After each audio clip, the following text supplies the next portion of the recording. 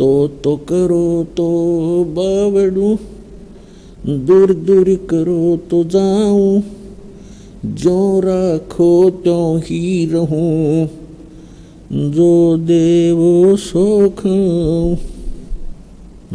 जय इब के सतगुरु मिले, सब दुख आँखों रोए। चरणों ऊपर शीस धरूं, कहूँ जो कहनी हो।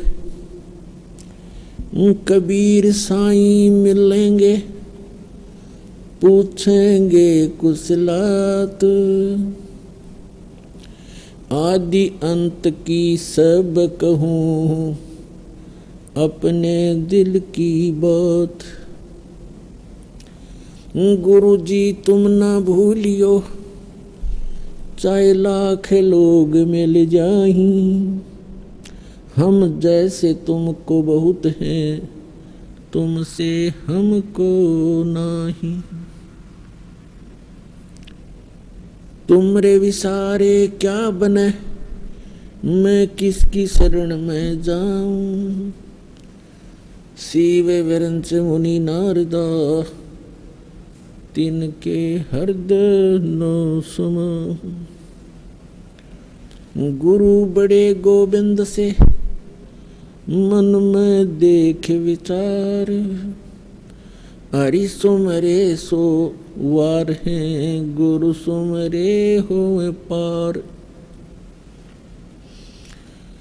गुरु गोविंद दोनों खड़े, काके लागू पाए, बलिहारी गुरु अपना, जिन गोविंद दियो मिलाए। सात द्वीप नौ खंड में, गुरु से बड़ा न कोई, करता करे न कर सके, गुरु करे सो होवे। परमपिता परमात्मा पूर्ण ब्रह्म सारी सृष्टि के रचनहार कबीर परमेश्वर जी की असीम रजा से आप परमात्मा की प्यारी आत्माएं परमेश्वर की महिमा सुनने के लिए उपस्थित हुए। पुण्यात्माओं, परमेश्वर ने आके हमें ज्ञान कराया कि जिस लोक में आप रह रहे हो ये आपका स्थायी स्थान नहीं है। लेकिन अभी तक हमें इसका कोई विकल्प दिखाई नहीं देता। हमने अपने दादे परदादों को, अपने पूर्वजों को ऐसे ही क्रियाएं करते देखा। उनकी मृत्यु होगी, उसके बाद उनकी क्रियाक्रम कराते रहो, इसको अंतिम इस जीवन का लक्ष्य मान लिया था। अब परमात्मा ने आके बताया है, परमेश्वर ने कि बच्चों तुम यहाँ के वासी नहीं हो, आप एक ऐसे स्थान से आए हो जिसकी कसक आज भी आपके हृदय के अंदर है, और उस सुख की खोज में आप इस काल के लोक में लगे हुए हो। जैसे परमात्मा ने आके बताया है कि इस काल ने अपनी माया से, दुर्गा से ऊपर के लोकों की, परमात्मा वाले लोकों की एक नकल करवा रखी है, झूठी, डुप्लीकेट, हूबहू। ऐसे ही सतलोक के अंदर नर नारी हैं और उसमें बहुत ही सुख पदार्थ है और वहाँ कोई दुख नहीं है। तो काल ने भी यहाँ ऐसी ही नकल कर दी, लेकिन हमारा जो बॉडी है प्रत्येक प्राणी का ये 5 तत्वों से बनवा दिया, और वहाँ पर केवल एक तत्व से है, नूरी तत्व से। उसमें वृद्ध अवस्था नहीं है, वहां मृत्यु नहीं होती, वो अदर अमर शरीर है। अब जैसे नमक की बोरी हो, नमक का ढेर पड़ा हो या किसी बोरी में रखा हो, और एक तरफ बूरा रखी हो, दोनों की जो है एक जैसा कलर होता है, लेकिन उसके टेस्ट में अंतर होता है। इसी प्रकार हम नमक की बोरी में और उस खांड के, बूरा के, चीनी के टेस्ट को खोज रहे हैं, कभी नहीं मिल सकता। वो टेस्ट आ ही नहीं सकता। वो टेस्ट तो भाई बूरा की बोरी में ही आएगा। तो परमात्मा यहां स्वयं आते हैं, आकर हमें याद दिलाते हैं। क्या बताते हैं? मन तू चल रे सुख के सागर, जहां शब्द सिंधु रत्नागर। मन तू चल रे सुख के सागर, जहां शब्द सिंधु रत्नागर। सुख सागर, श्रीमद् भगवत गीता अध्याय नंबर 4 के अंदर श्लोक नंबर 5 और 9 में, गीता अध्याय नंबर 2 श्लोक 12 में, गीता अध्याय नंबर 10 श्लोक 2 में गीता ज्ञान दाता अपने सतीची बताता है कि अर्जुन, तेरे और मेरे बहुत जन्म हो चुके हैं, तू नहीं जानता, मैं जानता हूं। और फिर गीता ज्ञान दाता अपनी साधना का मंत्र बताता है, गीता अध्याय नंबर 8 के श्लोक नंबर 13 में। क्योंकि श्री कृष्ण जी के अंदर प्रवेश करके प्रेतवत ये काल बोल रहा है, 21 ब्रह्मांड का स्वामी, जो ब्रह्मा विष्णु महेश जी के पिता हैं,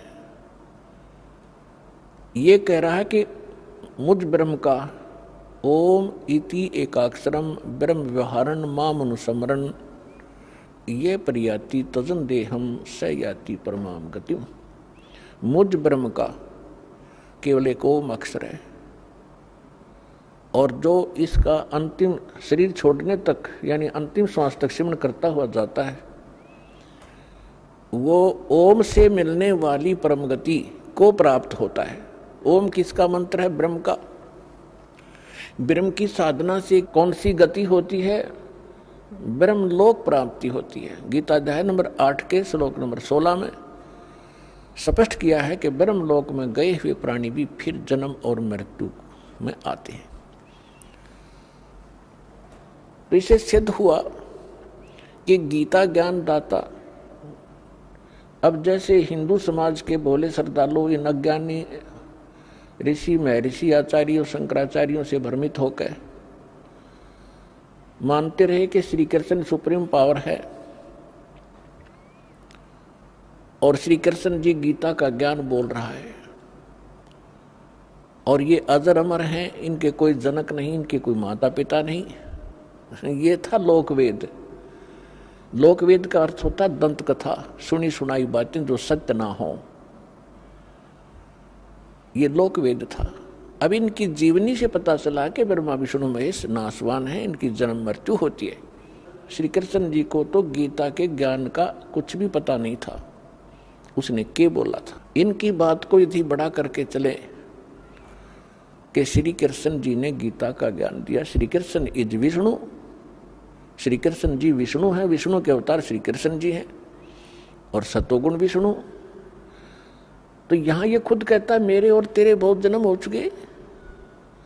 क्या इन हमारे इस गुरु अंधों ने, आंखों वाले अंधों ने क्या ये नहीं पढ़ा?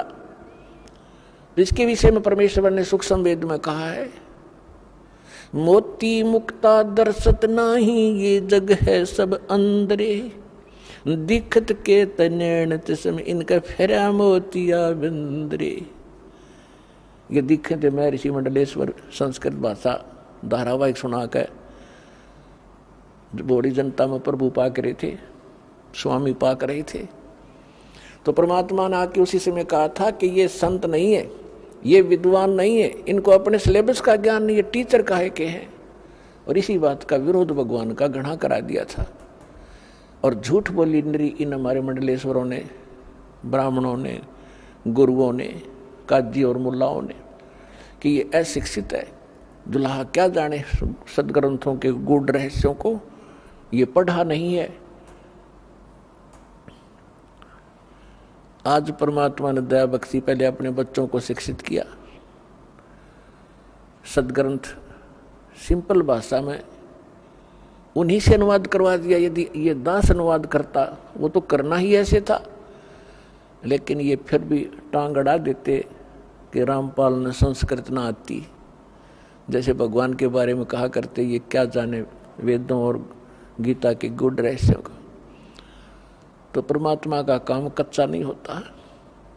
600 वर्ष पहले धर्मदास जब चिंतित गणे हो गए थे, जब कह दिया था भाई चिंता ना करे, जब कलयुग 5500 वर्ष बीत जाएगा फिर आकर मैं सब न पार करूंगा, तेरे वंशज भी पार हो जाएंगे, पूरा विश्व पार होगा। तो उस परमात्मा ने 600 वर्ष पहले ये बताया था कि ये जितने संत हैं, मंडलेश्वर हैं, ये मुल्ला और काजी हैं, ये अपने धर्म के धर्म ग्रंथों से भी परिचित नहीं है। ये केवल अपनी सोच से दंत कथा सुना के और इनको अपनी रोजी रोटी का आधार बनाए बैठे हैं। तत्व भेद कोई ना कहे रे झूमकरा, ये पैसे ऊपर नाच सुनो राई झूमकरा, कोटों मध्य कोई नहीं रे झूमकरा, अरबों में कोई गर्क सुनो राई झूमकरा। एक सरदार जी आया था गरीबदास जी के पास, उसने जब ये ज्ञान सुना तो अचंभित हुआ और कहने लगा, है भगवान आज तक ये ज्ञान हमारे को किसी ने नहीं बताया। तब उन्होंने कहा था कि ये तत्व भेद कोई ना कहे रे झूमकरा, ये पैसे ऊपर नाच सुनो रे झूमकरा। तो पुण्यात्मा परमात्मा ने उसी समय कहा था कि मोती मुक्ता दर्शत नाही, ये जग है सब अंदरे, दिखत के तो नैन चश्मे इनके फेरा मोतिया बिंदरे। जिसका मोतिया बिंद हो जाए आंखों में, आंख स्वस्थ दिखाई देती है तो उसको दिखता कुछ नहीं। इसी प्रकार हमारे धर्मगुरु इस कलयुग के, जो हिंदू धर्म के और मुसलमान धर्म के वर्तमान के, ये अंधे थे, आंखों वाले अंधे। एक भाषा विशेष अवश्य जानते थे लेकिन अध्यात्म ज्ञान से अपरिचित थे। तो उन्होंने ये नहीं पढ़ा कि खुद कह रहा है कि मेरी जन्म मृत्यु होती है। वास्तव में तो श्री कृष्ण जी ने गीता का ज्ञान बोला ही नहीं, उसका तो शरीर प्रयोग किया था काल ने। अब जो प्रसंग चल रहा है उसी पर आते हैं। अब गीता ज्ञान दाता ने स्पष्ट कर दिया कि मेरे भी जन्म होते हैं, आपके भी होंगे। और फिर गीता अध्याय नंबर 8 के श्लोक नंबर 1 में अर्जुन ने प्रश्न किया कि भगवान आप कह रहे हो 7वें अध्याय के 29वें श्लोक में कि जो उस तत्ब्रह्म से परिचित हो जाता है और सारे अध्यात्म ज्ञान से परिचित है, सभी कर्मों से परिचित है, वो केवल जरा और मरण से मोक्ष प्राप्ति के लिए, छुटकारा पाने के लिए ही प्रयत्न करते हैं। अर्थात वो इस संसार के प्रत्येक इस नाशवान सुख से, नाशवान क्रियाओं से परिचित हो जाते हैं। वो फिर इस संसार की किसी वस्तु की डिमांड नहीं करते हैं। कबीर साहब भी अपनी महिमा आप बताते हैं संसार की, सचीची बताते हुए कहते हैं, क्या मांगू कुछ थिर ना रहाई, और देखत नैन चला जग जाई, 1 लख पूत 1.25 लाख नाती, उस रावण के अज दीवा न बाती। फिर परमात्मा कहते हैं, आवत संग ना कोई जात संगाती। जब तुम यहाँ आए तब ना पत्नी साथ आई थी, ना पुत्र पुत्री साथ आए थे। जब तुम यहाँ से जाओगे तब तो आपके साथ इनमें से कोई नहीं जाएगा। आवत संग ना जात संगाती, और क्या भयादर बंदे हाथी। राजाओं को संकेत कर रहे हैं। राजा लोग अपनी महिमा दिखाने के लिए अपने किले के बाहर हाथियों की लाइन लगा दिया करते थे, बांधा करते थे बाहर। ताकि दूसरे राजाओं के गुप्तचर आवें। राजा अपनी महिमा दिखाते थे कि जब एक आदमी राजा के पास 200 हाथी बंधे हुए हैं तो कितना सक्षम होगा, या प्रभुता थी उनकी। तो परमात्मा कहते हैं क्या भयादर बांधे हाथी, द्वारका गाथी बांध के क्या फूला समाता है, कल मृत्यु हो जाएगी परसों गधा बनेगा। फिर क्या बताते हैं, कह कबीर अंत की बारी, जैसे हाथ झाड़ के चला जुआरी। जो भक्ति नहीं करते, इस संसार के झूठे सुख, इन पदार्थों के संग्रह में अपना जीवन नाश कर देते हैं, वो अंत समय में ऐसे पछताएंगे जैसे हारने के बाद जुआ खेलने वाला जुआरी हाथ मसलता जाता है सर्वनाश करा के। कह कबीर अंत की बारी, जैसे हाथ झाड़ कर चला जुआरी। अर्जुन ने पूछा कि आप जी कह रहे हैं कि जो तत्परम से परिचित हो जाते हैं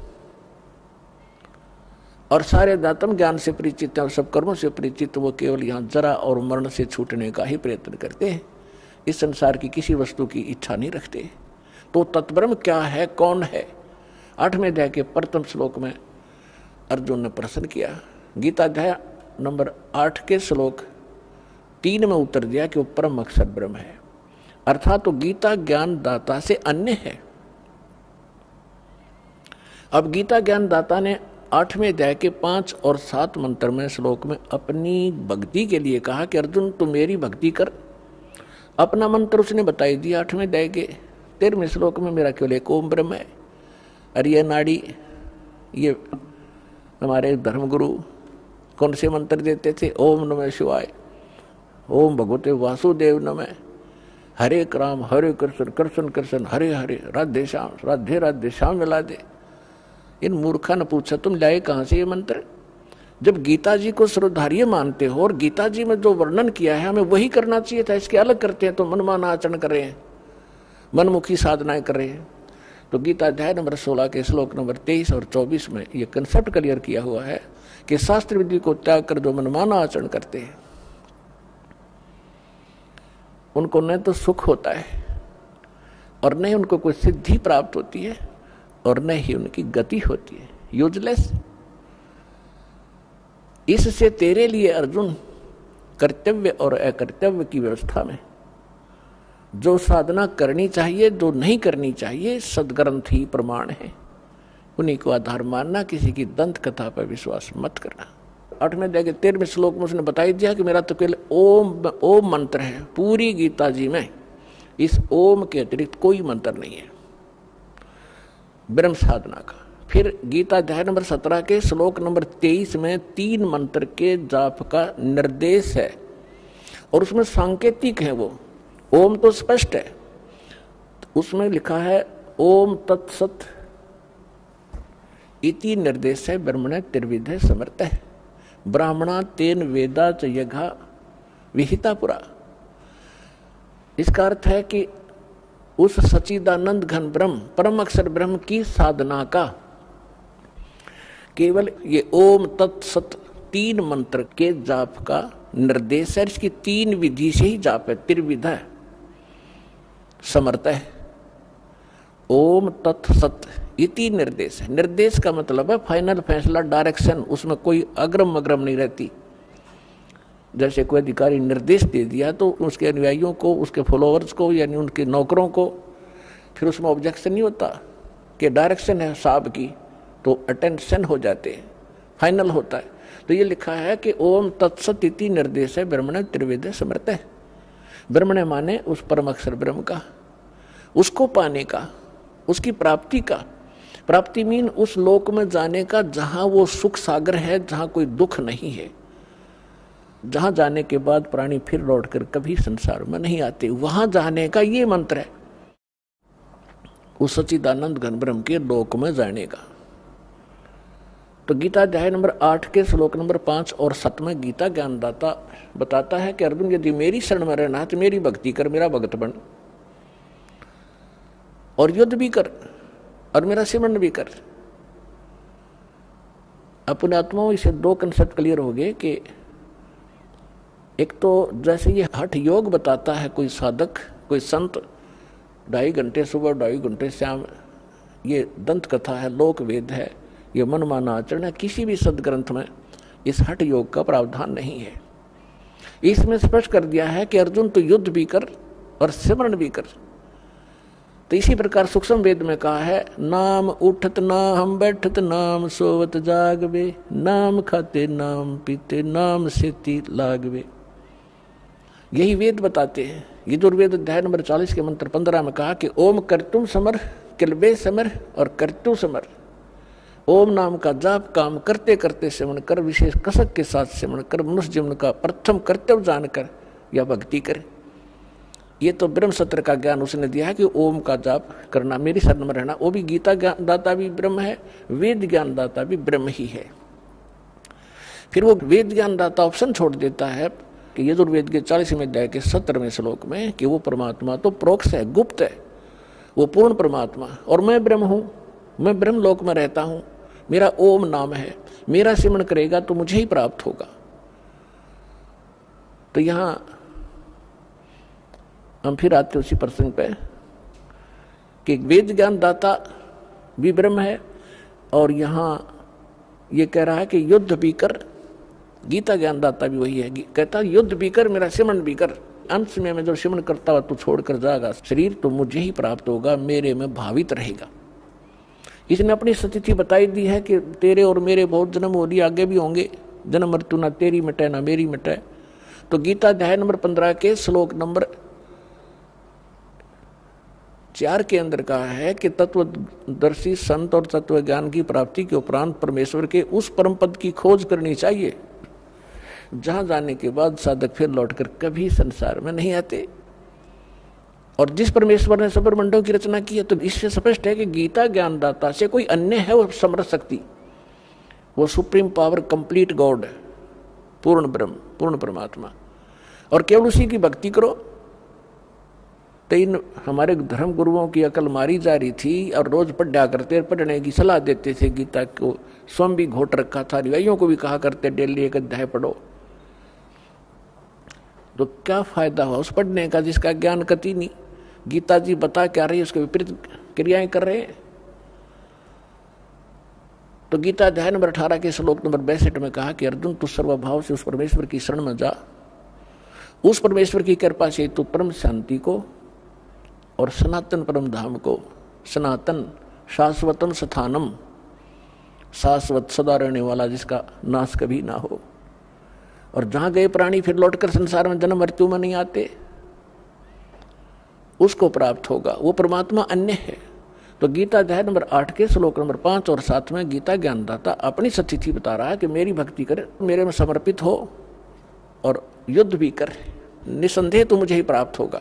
अंडरस्टूड है? जहां साता बासा हुई, मन कर्म वचन सुमरियो सोई। फिर तुरंत कहता 8वें अध्याय के 8, 9, 10 श्लोक में कि उस परमेश्वर की भक्ति जो करता है, उस तत्व ब्रह्म की, वो उस भक्ति की शक्ति से, उन मंत्रों की शक्ति से उसी को प्राप्त होता है। उसकी भक्ति करेगा तो उसको प्राप्त होगा। वो कहाँ रहता है और उस साधक की क्या स्थिति होती है, गीता अध्याय नंबर 15 के श्लोक नंबर 4 में स्पष्ट कर दिया है कि उस तत्व ज्ञान और तत्वदर्शी संत की प्राप्ति के उपरांत परमेश्वर के उस परम पद की खोज करनी चाहिए जहां जाने के बाद साधक फिर लौटकर संसार में कभी नहीं आते।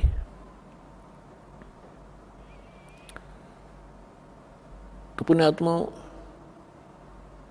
ब्रह्मा विष्णु महेश नासवान, इनका पिता ये ब्रह्म सरपुरुष, ये भी नासवान, इसकी भी जन्म मृत्यु होती है।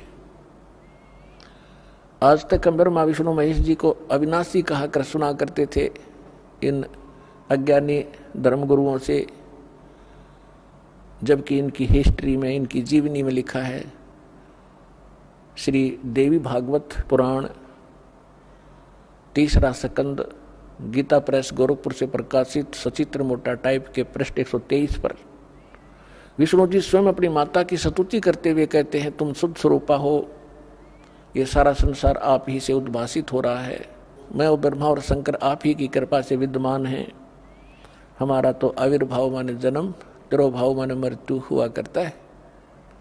हम नित्य नहीं है, हम अविनाशी नहीं है, हमारी जन्म मृत्यु होती है। और तुम ही नित्य हो, प्रकृति और सनातनी देवी हो। शंकर भगवान भी कहते हैं माता यदि उसके बाद ब्रह्मा जी उत्पन्न हुए वो आपके पुत्र हैं तो क्या मैं आपका बच्चा नहीं? अर्थात मुझे भी उत्पन्न करने वाले आप ही हो।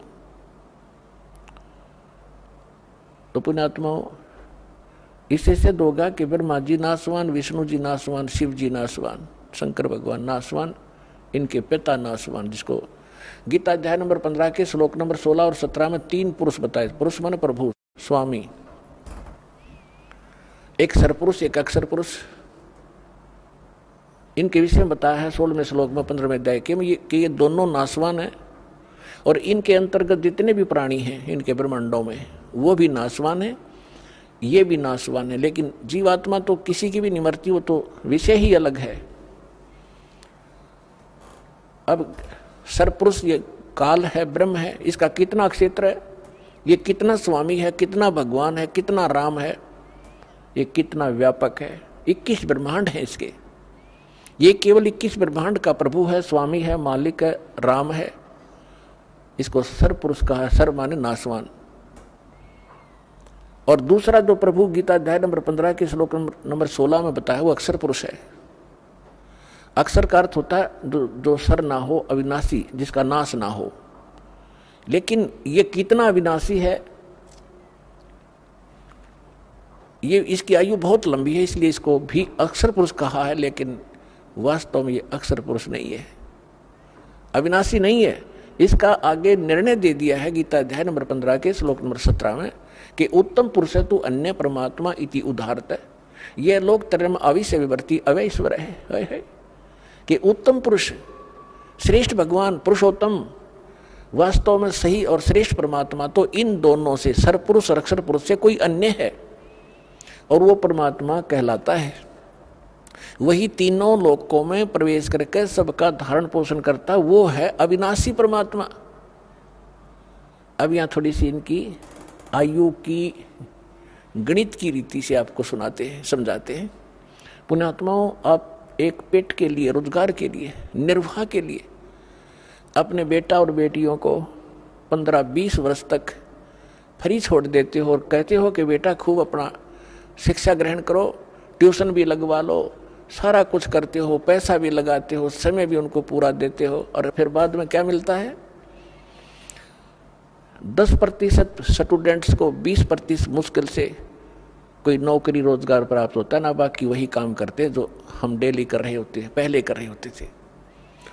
अब वो तो केवल एक पेट के लिए और केवल इस समय वर्तमान के लिए। और हमने जब ये ज्ञान होगा आप जी को कि आगे कहर टूटेगा आपके ऊपर, इस जीव के ऊपर दुख तो आगे आवेंगे, अब तो रोटी का रोड़ा है बस, अरे ये परमात्मा की शरण में पाछे ये नहीं रहेगा। ये आप विशेषकर नोट कर लेना, इस समर्थ की शरण में आने के बाद आपको निर्वाह की चिंता नहीं रहेगी। इतना दे देगा, याद रखोगे।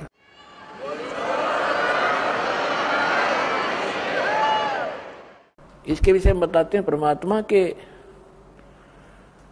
समर्थ का शरणा गहो रंग होरी हो, भाई कदे न हो ए काज राम रंग होरी हो। समर्थ की शरण गहो, और कभी कोई आपका आकाज यानी कोई भी आपत्ति, ऐसी दुर्घटना आपके ऊपर कभी नहीं होगी। और कोई संस्कार का दुख आवेगा तो परमात्मा ऐसे टाल देगा, आप सोच भी नहीं सकते। फिर क्या बताते हैं कि जो इस परमात्मा की शरण में आ जाते हैं, जो भक्त संत, वो फिर उनके लिए किसी चीज की कोई समस्या नहीं रहेगी। आप देखना, जिन भक्तों ने सच्चे दिल से ये भक्ति कर रखी है और जिनको 4, 5, 10 वर्ष हो गए हैं, दास को पता है उनकी उसमें क्या स्थिति थी और आज उनके कितने सुख दे रखे हैं। तो इसलिए इस परमात्मा की शरण में आने के बाद आपके भाग में ना होगा वो भी सुख देगा। ये समर्थ है। सतगुरु हाथ लेखनी सब बहिया, इस परमेश्वर के हाथ में कलम है और बही माने आपके मस्तक में लिखने वाला जो कागज है वो भी इसी के पास है, ये जो चाहे लिख देगा। तो इसलिए दास ये प्रार्थना करना चाह रहा था कि आपने इस आध्यात्मिक यूनिवर्सिटी में ज़्यादा अटेंडेंस करनी चाहिए और यहाँ से सीडी वगैरह ले जाके घर अपना बच्चों को दिखावे, रिश्तेदारों को सुनावे और आप भी घनी अच्छी तरह सुने, तो फिर आपको यहाँ का भी सुख मिलेगा, संसारिक सुख आपको इतने देगा, आपने हाथ जोड़ना पड़ेगा भगवान का आगे, क्योंकि आपको ज्ञान हो जाएगा इस माया का करेंगे कि ये तो हमें डुबो दी गया लास्ट में। इस दास के साथ ये घटा हुआ सा कुछ, तब दास कॉन्फिडेंस से आपसे कह रहा है। तो पुणात्मा इतनी माया प्रारंभ कर दी थी, दाता ने देनी, हाथ जोड़ दिया, रोया बैठ के। अगर दाता आप तो कह रहे तो दुश्मन है और ये फिर देने लग गए आप, तो बाद में इस नौकरी को त्यागना पड़ा परमात्मा के प्रचार के लिए। तो कहने का भाव ये है कि जिस वस्तु के लिए आप भटक रहे हो, एक रोजगार, रोटी और छोटे मोटे दुख आप पर आए हुए हैं, ये तो छू मंत्र कर देगा आपके, पर करेगा जब जब आपकी सीधी नीयत हो जाएगी। अब तो आपको आदत पड़ रही है कहीं चले झाड़ा लवाया वहाँ, बस दुख हो रहा है, महाराज जी कुछ बता दे, हम उसका कर दर दें, वो अपना राजी, हम अपना राजी। दास ऐसा नहीं चाहता और ना ऐसा करेगा, आपको सुख देंगे लेकिन आपकी यहाँ अटेंडेंस लगवाएंगे ताकि आपको ज्ञान से परिपूर्ण करें, ताकि फिर आपके तो एक सुख हो गया, मान लिया आप चले गए, अगर 20 हो रहे होंगे आपके ऊपर, अगर यहाँ से टल गए तो। दास आपको ये बताना चाह रहा है कि इसमें समय घना दो और ध्यान से सुनो इस आध्यात्मिक लेक्चरों को, इन प्रवचनों को, और आपके कंठस्थ याद हो जाएगी। जैसे रामायण महाभारत हमने घोटरिया की थी, कितने दिन तो सुनते आ रहे थे, 1 से 2 से हजारों से वही कथा सुनी। तो अब ये सत्य कथा सुनोगे, ये बच्चे बच्चे तक पहुंच जाएगी और फिर एक रस हो जाएंगे, कोई डगमग करणियां नहीं रहेगा, बीच में अटपट करनियां।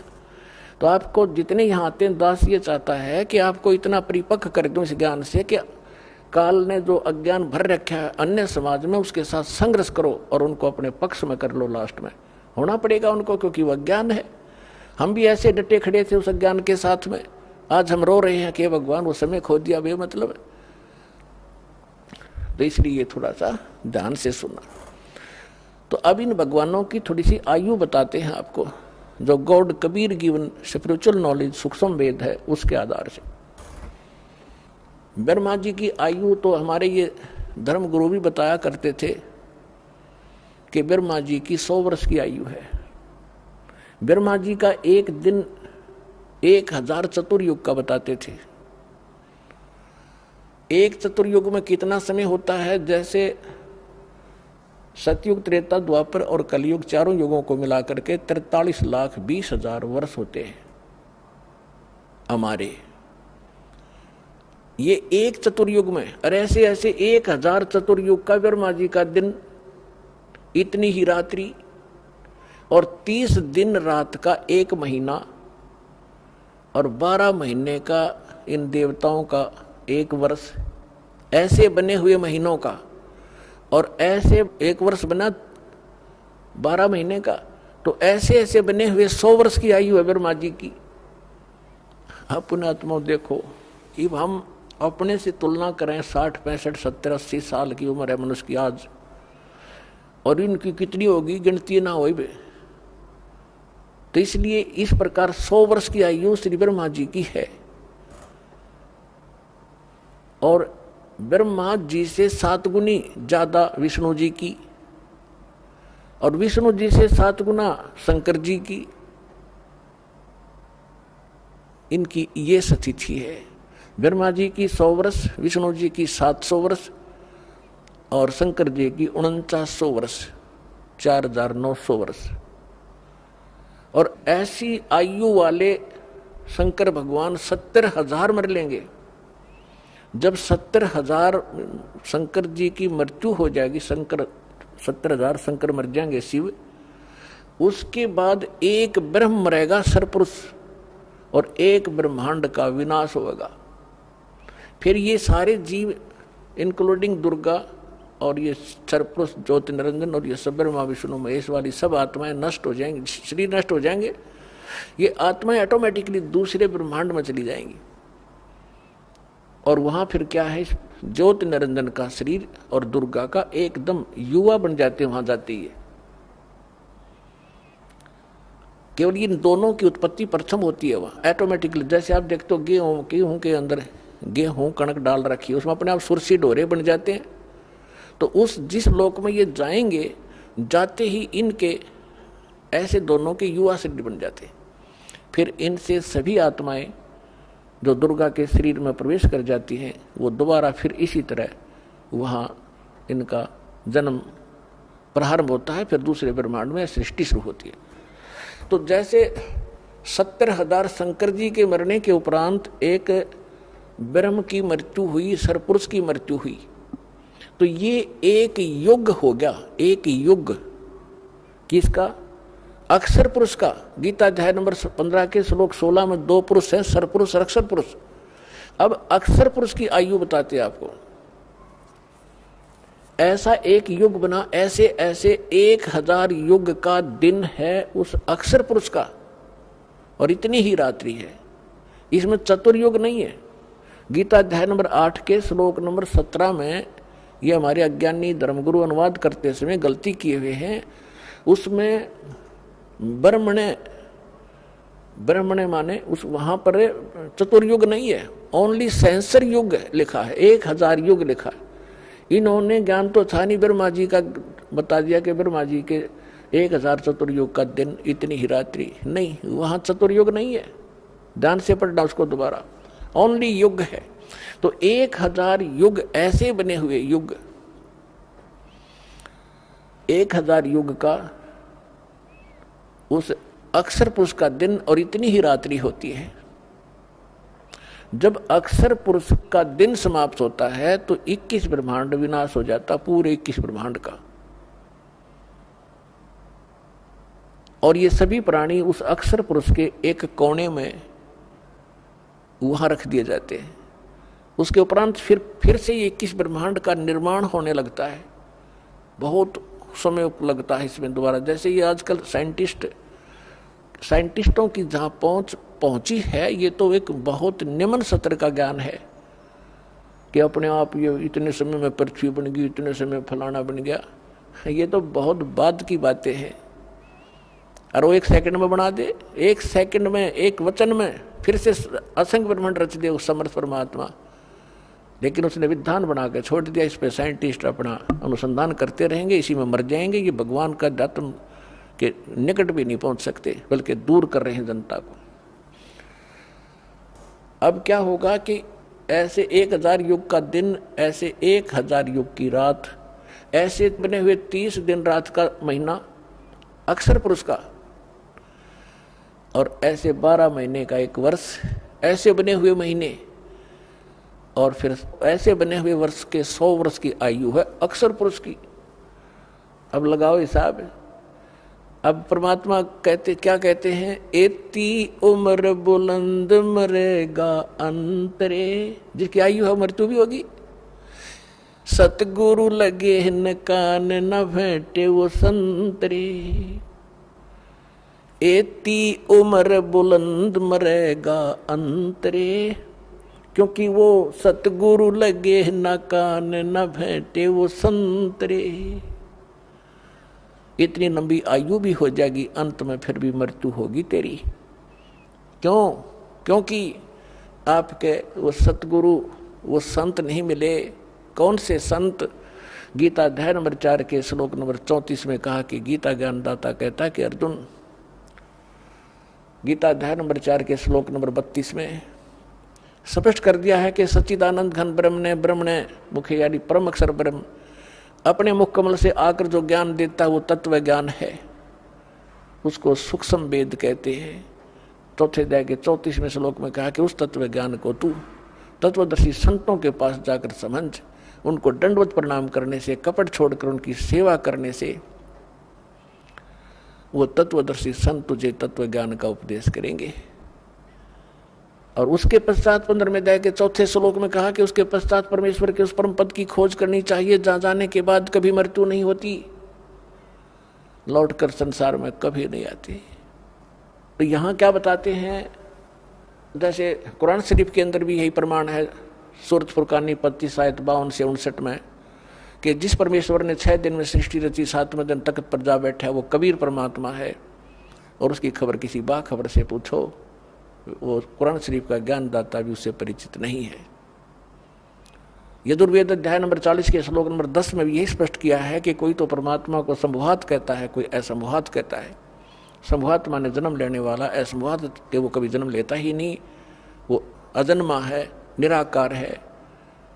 कोई रामकृष्ण रूप में मानता है संभुवात, तो वो परमात्मा कैसा है, जन्म लेता है या नहीं लेता है, उसकी जानकारी तत्वदर्शी संत बताते हैं, उनसे पूछो।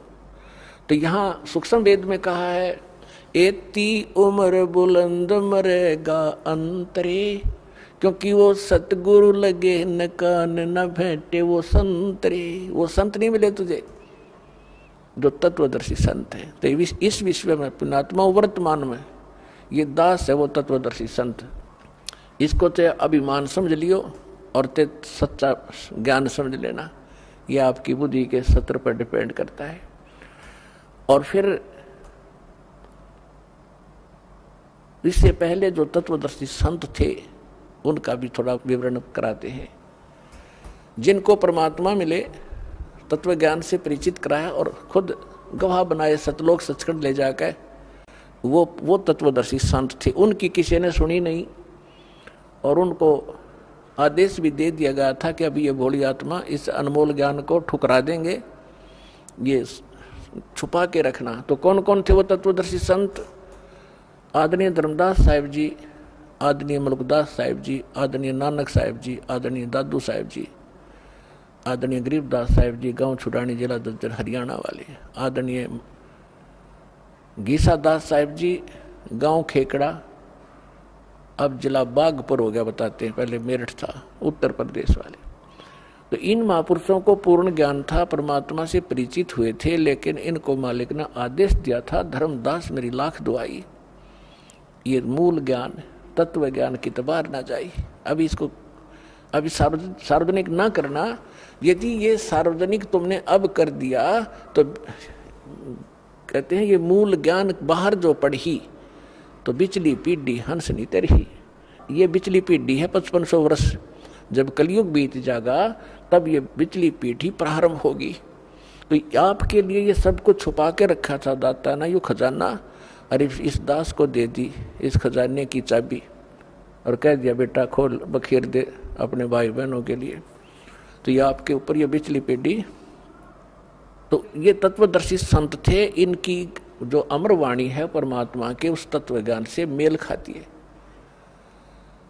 और आदरणीय गरीबदास साहिब जी को तो स्पेशल ज्ञान दिया ही है कबीर परमात्मा ने। पहले कहा था कि जो 12वां पंथ होगा गरीबदास वाला पंथ, उसमें मेरी महिमा की वाणी पुनः प्रकट करवाऊंगा, क्योंकि कबीर सागर में बीच बीच में इन कबीर पंथियों ने कबीर सागर से हटकर भी ज्ञान घुसेट दिया घना रियल ज्ञान में।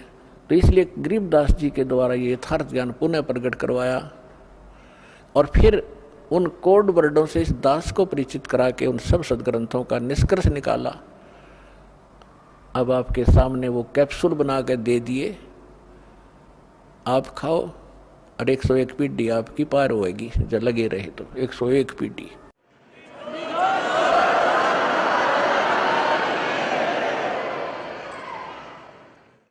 और ये संसारिक सुखता यहाँ परमात्मा मुफ्त में देगा, आपको रुंगे में देगा। जिन सुखों के लिए, जिस धन के लिए आप भटक रहे थे, ये तो आपको फ्री में देगा। आप सोच भी नहीं सकोगे कैसे बरकत करेगा आपके घरों में, कैसे आपदाएं टालेगा आपकी, और फिर मोक्ष भी देंगे। तो यहाँ क्या बता रहे हैं, जो प्रसंग हम उसी पर आते हैं कि तत्वदर्शी संत ये महापुरुष थे। आदरणीय धर्मदास साहिब जी को परमात्मा ने फिर कहा है कि धर्मदास मेरी लाख दुहाई, ये सार नाम की तबार न जाई, सार नाम बाहर जो पर ही, ये बिचली पीढ़ी हंस नितरही। ये यथार्थ जो सार नाम है, कहता है इसका तो जिक्र भी ना कर देना किसी को। जब ये नकली संतों पंथों का हाथ लग जाते, ये मंत्र जो दास आपको दे रहा है कंप्लीट कोर्स है, ये कंप्लीट इन ऑल रिस्पेक्ट। इसमें से इन अनाड़ियों ने, जैसे कार होती है तो किसी ने तो स्पेयर पार्ट की दुकान में से एक बैरिंग खरीद लिया और किसी ने एक व्हील खरीद लिया, टायर ले लिया, किसी ने स्टीयरिंग ठा लिया और वो नौका हट जा या गाड़ी बन गई। एक पहिए न घुमाते फिरे। जैसे कोई तो किलंग किलंग नाम दे है, कलंग श्रंग किलंग, कोई अरंग अरंग देता है, कोई ओंकार ओम रंकार ये अटबट देते हैं। तो ये जो मंत्र ये लोग देते हैं, जैसे कोई सोम सोम देता उसके दो ऐसे कर लिया कोई बात है। परमात्मा की वाणी से सोम शब्द चुरा लिया। जैसे किसी के घर से मोटरसाइकिल उठा लावा चोरी की, फिर इसको चलाने का तरीका क्या बता रहे हैं ये कि इस सोहम के दो भाग कर लो, सो बाहर हम अंदर, यानी मोटरसाइकिल बीच तक काट दी। जो कि इसने इधर घुमा दो, इसने इधर घुमा दो, बढ़िया गाड़ी बन गई। इन मूर्खान क्या का पता नहीं। गरीबदास साहिब जी कहते हैं बेखों के लश्कर फिरे, लश्कर माने टोल के टोल, बेखों यानी पंथों के, बेखों के लश्कर फिरे ये बाणी चोर कठोर, सतगुरु धाम ना पहुंचेंगे ये 84 के डोरे। कहते हैं कि इन बेखों के कितने पंथों के झुंड फिरते हैं, परमात्मा की बाणी चुरा के, बाणी चोर कठोर और इतने ढीठ बना दिए, लड़ने को तैयार हो जाते हैं, सच्चाई सुनना नहीं चाहते, मरने कटने को तैयार हो जाते हैं। क्या साधु संतों के ये लक्षण होते हैं? बेखों के लश्कर फिरें ये बाणी चोर कठोर, और सतगुरु धाम ना पहुंचेंगे ये 84 के ढोर। यही धक्के खाएंगे ये लोग जो इस सत्य नाम और सार नाम, इस कंप्लीट कोर्स को नहीं ग्रहण करेंगे। तो हम फिर उस प्रसंग पर आते हैं। एती उम्र बुलंद मरेगा अंतरे, सतगुरु लगे न कान न भेटे वो संतरे। वो संत ना मिले आपको, तत्वदर्शी संत नहीं मिले। वो तत्वदर्शी संत जिन महापुरुषों से दास कलयुग में परिचित है, वो उनके शुभ नाम आपको अभी बताए। उनमें से एक आदरणीय गरीबदास साहिब जी गांव छुड़ानी जिला जज्जर वाले ने अपनी परमात्मा की महिमा कलम तोड़ बोली है, लिखाई है। तो वो क्या कहते हैं? परमात्मा की महिमा बताई है। मन तू चल रे सुख के सागर, जहां शब्द सिंधु रत्नागर। सुख सागर किसे कहते हैं? शंखों लहर मेहर की उपजे, कहर नहीं जा कोई। शंखों लहर मेहर की उपजे, कहर नहीं जा कोई। दास गरीब अचल अविनाशी, सुख का सागर सोई। मन तू सुख के सागर बसरे, भाई और न ऐसा यसरे। कि जहाँ शंखों लहर मेहर की उपजे। अपने आत्मा, अब हम 5 तत्वों से बने हुए पुतले में रहते हैं। इसमें कभी बीपी हाई, कभी लो, कभी कोई काम, कभी क्रोध, कोई लालच दुखी कर रहा होता है। हम सड़ रहे हैं इसके अंदर, अपने कर्म बिगाड़ रहे हैं। अन्वेलना वही है जो लिख रखे आपके प्रारब्ध में, आपकी किस्मत में। इससे अधिक नहीं मिलेगा, इससे न्यून भी नहीं रहेगा, कम भी नहीं रहेगा। लेकिन ये बात हमसे कोसों दूर होगी, हमें कोई ये दृढ़ करने वाला नहीं रहा।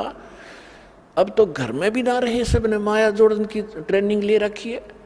पहले कम से कम माता पिता, दादा दादी कोई गलती करता, बालक ने क्या करते, ना भाई ये काम ना करिए, भगवान रुष्ट हो जाएगा। अब भगवान वाली तो बात ना चलती घर में, क्यों सब थोड़े बहुत 2 पैसे हो गए, शिक्षित हो गए, कोई रोजगार करता है, सांझ ने घुट्टी ला के कोई कितना पढ़ा है, कोई कितना पढ़ा ना, बच्चों के साथ कोई लिंक रहा। तो इस प्रकार ही हमारी सारी नैतिकता का विनाश हो गया। तो क्या बताते हैं आप, दास के साथ तो बहुत बार बीती है, कुछ पिछले संस्कार थे, मान के चरणों में रहा होगा दास। तो कई बार जब अकेला होता हूँ, एक आध बार ऐसी हिलोर उठती है अंदर से, चाहे हमें किसी ने हमें कितना ही सता रखा हो, कितना दुख दे रखा हो, चाहे कुछ पैसे भी मार रखे हो, चाहे कभी गाली गलोच भी कर रखा हो, उसके प्रति भी दोष नहीं रहता। वो भी अपना सा दिखाई देता है। वो रहती है कुछ थोड़े समय के लिए, वो जो लहर सी उठती है कुछ देर तक रहती है, उसमें कोशिश भी न करें उसके प्रति द्वेष पैदा हो नहीं होता। और उस लहर के जाने के बाद, उस तरंग के जाने के बाद फिर वो खचड़ा भरा होता है, उसने ऐसा क्यों बोला, उसने ऐसा क्यों कह दिया है, अब ये करूँगा वो करूँगा फलाना करूँगा। तो वो जो मिहिर की लहर थी वो थी जिसमें किसी के प्रति दोष द्वेष नहीं आ रहा था, और कहर की लहर वो शुरू होगी जब आम रहती है हमारे अंदर। तो इसके विषय में बताता कि उस सतलोक के अंदर गरीबदास साहिब जी कह रहे हैं, शंखों लहर मेहर की उपजे और कहर नहीं जा कोई दुख है नहीं। अपने आत्मा आप यहाँ आए हुए हो, सतलोक आश्रम बरवाला जिला हिसार हरियाणा में, चाहे कोई 4 दिन से आ रहा है, कोई 10 दिन से, कोई 2 दिन से। अब यहाँ क्या दिक्कत है आपको? वो जानबूझ कर अपने स्वभाववश कोई प्रॉब्लम पैदा करो, वह दूसरी बात है। किसी के साथ खसो तो यहाँ को बैठ गया, मैं बैठूंगा। यह धरती सारी एक जैसी है, एक जैसे मैट बिछ रहे कि चद्दर बिछा और लेट जाओ, बना बनाया खाना मिल रहा है। परमात्मा ने अपने बच्चों के लिए दूध की नदी बहा रखी और यहाँ पर सारे सदा व्रत खोल रखा, चाह की केटली भर कर रखी, अड़ाओ गिलास पियो गटगट की तब बैठ के। तो यहाँ आपने यहाँ क्या दुख है, क्या द्वेष है किसके साथ? तो वहाँ सतलोक की मिनी रिहर्सल है। उस वो वाला सुख तो यहाँ स्वप्न में भी नहीं है, लेकिन उसकी रिहर्सल है ये। तो जब आप वहाँ जाओगे, बहुत बड़ा क्षेत्र आपका अपना इंडिविजुअल है। जैसे यहाँ प्रत्येक का स्वभाव है, बड़ी कोठी हो, आगे लान हो, उसमें तालाब बना हुआ हो, कहीं फुहारे चल रहे हों, बाग बगीचे हों, और अंगूरों की बेल लगी हो, कभी घूमते घूमते खा लें, वहाँ सैर सपट्टा करें, कभी तालाब में नहा लें, बैठ के गप्पे मारें कितना बैठ। तो ये यहाँ का किया हुआ तुम्हें वहाँ मिलेगा। अब आप स्टूडेंट है मनुष्य जीवन प्राप्त प्राणी, और जो स्टूडेंट यहाँ की ये कर रहा है, यहाँ की संपत्ति जोड़ने में लग गया, वो विद्यार्थी नहीं है, वो भक्त नहीं है। आपको जो आवश्यक वस्तुएं हैं वो बनाओ। गर्मी सर्दी से बचने के लिए मकान की आवश्यकता बनाओ, जैसा आपकी सुविधा भगवान ने आपको प्रारंभ में दिया उतना ही बनाओ, ज्यादा नहीं। आज की वर्तमान की आवश्यकता है मोटरसाइकिल, कार है, व्हीकल है, ये भी ले लो, कोई बड़ी बात नहीं। और आप देख लेना, विश्वास रखना, सच्चे दिल से लगे रहना, जो वर्तमान आधुनिक आवश्यकताएं आपकी सारी पूरी करेगा आपको परमात्मा। मोटरसाइकिल वाले को मोटरसाइकिल जरूरत है वो ही देगा, तो आप याद रख लेना। लेकिन सदुपयोग करना, सत्संग के लिए उद्देश्य रखना कि मुझे भगवान कोई व्हीकल दे तो आपकी महिमा सुनने के लिए हम सब परिवार आए, इस तरह की भावना बना कर रहना। तो वो जो आवश्यक वस्तुएं हैं आपको यहाँ अवश्य देगा। तो वहाँ वो सारा सुख वहाँ सतलोक के अंदर है। तो वहाँ राग द्वेष आप पर ही बने, कोई अभाव नहीं किसी चीज का। या तो चोरी चोर जब करेगा जब उसको भूखा मर रहा होगा, या उसने लोगों की तरह कोठी बनाने की होड़ लगी हुई होगी, तो तब आपकी इस ज्ञान से वृत्ति हटेगी जो हमारी एक पशु पक्षी जैसी वृत्ति थी। जैसे गोबर का भूंड हमने देखा खेतों में, गोबर का भूंड, ये पहले मनुष्य था जो घना धन जोड़ दिया बैंक में बनाने वाला, फिर वो भूंड बन गया।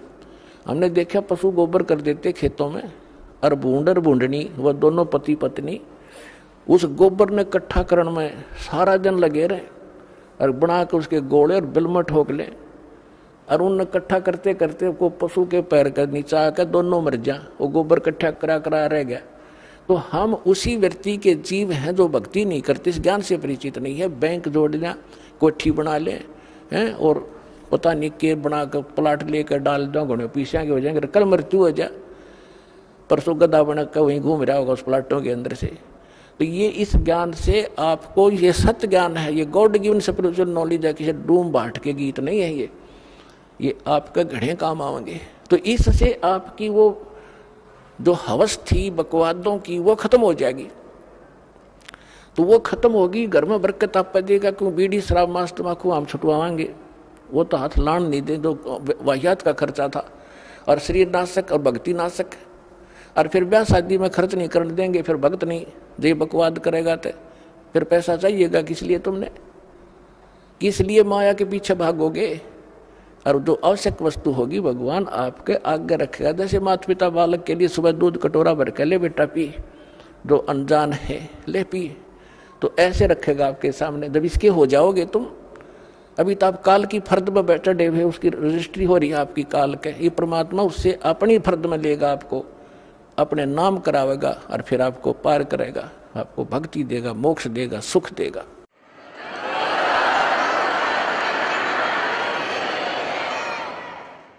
तो परमात्मा क्या बताते हैं, इस गंदे लोक में आपने कितने जन्म खो दिए धक्के खा के। जब आदरणीय नानक साहिब जी को परमात्मा जिंदा महात्मा के रूप में मिले थे, तब कहा था कि 60,000 बल जन्म तो पाया, जब से हमसे बिछड़े भाई 60,000 जन्म तुम पाई। कि जब से आप सतलोक से बिछड़ के आए हो पुण्यात्मा, 60,000 अच्छे अच्छे जन्म राजाओं के प्राप्त हो गए तेरे को, अन्य की तो गिनती नहीं, कितने दुख उठा लिए। तो यहाँ क्या बताते हैं, उस सूक्ष्म वेद जो परमात्मा ने गरीबदास जी को दिया, उस परमात्मा से प्राप्त ज्ञान को और परमात्मा की महिमा को गरीबदास साहिब जी ने किस प्रकार चित्रार्थ किया है। मन तू चल रहे सुख के सागर, जहाँ शब्द सिंधु रत्नागर। शब्द सिंधु यानी उस सुख का सागर। अब समुद्र में जब जहाज चला जाए समुद्री, रात के समय चला और पहुंच गया 200 किलोमीटर, उसके बाद समुद्र में और जहाज या जल, उस जल के अतिरिक्त कुछ नहीं दिखाई देता। इसी प्रकार सतलोक के अंदर वो सुख ही सुख है, सुख के अतिरिक्त कुछ नहीं है। तो हम वहां जाने की ट्रेनिंग और वहां जाने की ये आपको पासपोर्ट बनाते हैं यहाँ पर कि आपकी मृत्यु यहाँ तो होएगी। यह तो आपने भी पता है, कोई ना माने वो तो मूर्ख ही होगा कि मरा को नहीं। वो दूसरी बात है, अभी ना मरे तो सभी की इच्छा है, लेकिन मरो तो गए अंत में। और जिस संपत्ति को अपना मानने बैठे हो, परिवार को यूं आपका नहीं है, आपकी मृत्यु के बाद बनवाना आप नाइजीरिया में जन्म लोगे और बच्चे इंडिया में, तो आपके कहाँ से हुए? काल ने रोल मार रखी, आपकी अक्ल मार रखी हमारी। तो इस परमात्मा ने हमें रोशनी दी है, ज्ञान दिया है, इसको आधार बनाकर जीना पड़ेगा अपने। तो यहाँ से तो मृत्यु होगी, फिर क्यों ना आशा वहां जाने की लगाएं, इन बच्चों से हटाएं। क्योंकि जब तक हम बच्चों के साथ हैं, हम अपना कर्तव्य पूरा करें जो इनकी प्रति है, लेकिन ये आशा रखें ये अपने नहीं है, ये एक मालिक के बच्चे हैं, धनी के हैं, हमारी सेवा दी है, हम सेवा करेंगे इनकी। धनी के बच्चों की सेवा नहीं करता वो भी दोषी, फिर वो नौकरी से निकाल दिया जाता। इस तरह आप अपने इस जीवन को इस आधार से रखो और फिर यहाँ से चलने मृत्यु के समय ये रहे कि परमात्मा ने भी, सब संतों ने बताया और भगवान ने बताया, और ये दास आज गुण गा रहा है वही कि वो, तो ये झूठ नहीं हो सकती। इस मन पापी को यही रहने की आदत पड़ी हुई है, इसकी ये वृत्ति हटाकर वहां जोड़ो। और जहाँ आशा ता बासा हुई, मन कर वचन सुमरियो सोई। अब जहाँ की आस बना के जीवांगे वहीं अगला कदम वहीं पर होगा आपका। तो इस ज्ञान से आप दृढ़ हो जाओगे। ये ज्ञान किसी हियर से स्टोरी नहीं है, ये परमात्मा का दिया ज्ञान है, ये झूठ नहीं है, ये सत्य मानना। अब क्या बताते हैं, इस संसार में आपको रहते कोट जन्म तन भर मत होगे, कुछ ना हाथ लगा रे। कुकर सुकर खरबा बोरे, कौआ हंस बुगारे। कोट जन्म तू राजा की, न मिटी न मन की आशा। भिक्षुक होके दर दर घूम्या, मिला न निर्गुण रासा। इंद्र कुबेर ईश की पदवी, ब्रह्मावरण तुमराया। विष्णुनाथ के पुर को जाके तू फिर भी वापस आया। असंग जन्म तन मरत्या होगे, जीवित क्यों न मरे रे। द्वादश मध्य महल मठ बोरे, बहुर न दे धरे रे। दोजक वस्त सभी ते देखे, राजपाट के रसिया। तीन लोक से तिरपत नाही, ये मन भोगी खसिया। सतगुरु मिले तो इच्छा मेटे, पद मिल पदे समाना। चल हंसा उस लोक पठाऊं, जो आदि अमर अस्थाना।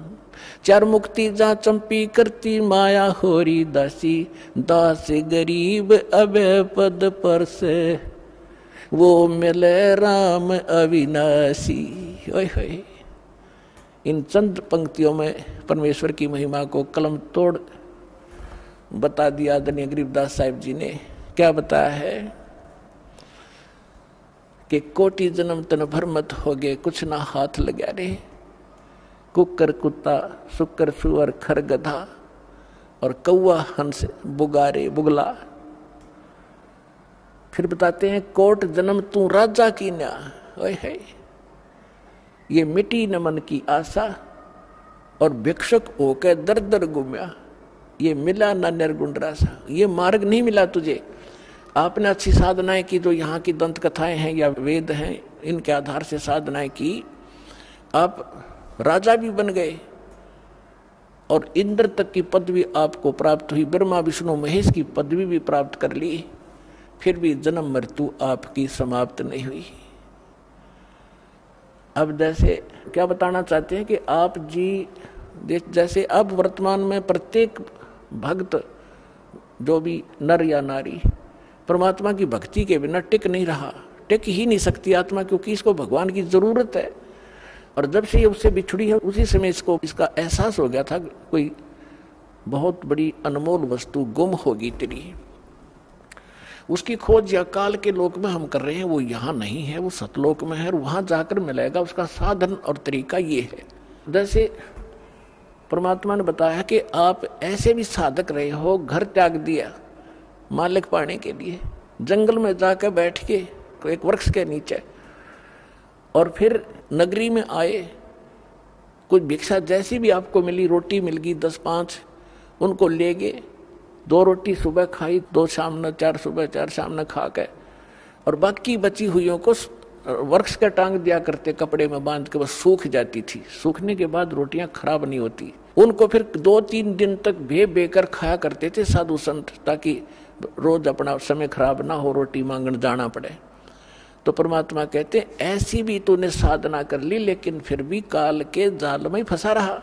और इन साधनाओं से, ऐसे कठिन साधनाओं से आपने क्या क्या प्राप्ति हुई। इंद्र स्वर्ग का राजा बन गए, इंद्र कुबेर धन का जो वित्त मंत्री है काल का, एक ब्रह्मांड का, इंद्र कुबेर ईश की पदवी है, और ब्रह्मा वर्ण धर्मराया, आप विष्णु की पदवी पाई, आपने ब्रह्मा की पदवी पा ली, आपने शंकर की पदवी भी पा ली। ये ब्रह्मा विष्णु महेश जो वर्तमान वाले ये मर जाएंगे, इसके बाद वो अच्छी आत्माएं होंगी, काल उनको अपने पुत्र के रूप में जन्म देकर उनको फिर से इस पोस्ट पर विराजमान करता रहेगा। इसका ऐसा प्रोसेस है। पहले मर चुके हैं ब्रह्मा विष्णु महेश वाले आत्माएं, वो यहीं भटक रही हैं आपके साथ। तो कहते इंद्र कुबेर ईश की पदवी ब्रह्मा वर्ण आया, और विष्णु नाथ के लोक को जाके तुम फिर भी जन्म वर्ण में आया, जिसको आप सुप्रीम पावर मान रहे हो जान पड़े में विष्णु जी को, तुम विष्णु के लोक में जाकर भी जन्म वर्ण में आए। यहाँ थोड़ी सी कथा सुनाते हैं। एक मार्कंडे नाम के ऋषि थे, वो बंगाल की खाड़ी में साधना कर रहे थे। अब इनको ज्ञान जैसा है, वो अपने ज्ञान को सुप्रीम मानकर अन्य से तभी कर रहे होते हैं। मार्कंडेय ऋषि ब्रह्म के साधक थे, ओम नाम का जाप और हठ योग करना इनका एक स्वाभाविक कर्म बना हुआ। इनको ये लोकवेद है, वैसे हठ योग किसी ग्रंथ में नहीं है, सुना सुना ऐसे ही हठ योग करते हैं। हठ योग से तप बन जाता है, तप से राज्य प्राप्त होता है, राज्य प्राप्त करके प्राणी नरक में जाता है। अब गरीबदास जी महाराज कहते हैं इस ज्ञान में कि डंब करे डूंगर चढ़े, अंतर छीनी झूल, और जग जाने भक्ति करे, यो बोवे सूल बबूल। किक्कर के कांटे बोर अपने भविष्य में आज हमने चाहिए कुछ भी दिखाई देता हो, बड़ा साधक हजारों वर्ष तक बैठा है। साधना तो ये है जो आप अब आपको मिली है। नाम उठत नाम बैठत नाम सोवत जागवे, नाम खाते नाम पीते नाम से लागवे, नाम से मोक्ष होगा। फिर भी मार्कंडेय ऋषि साधना कर रहा था। इंद्र जो है स्वर्ग का राजा, 72 चतुर्युग तक उसका शासन काल होता है। ब्रह्मा जी के एक दिन में 14 इंद्रों का शासन काल पूरा हो जाता है।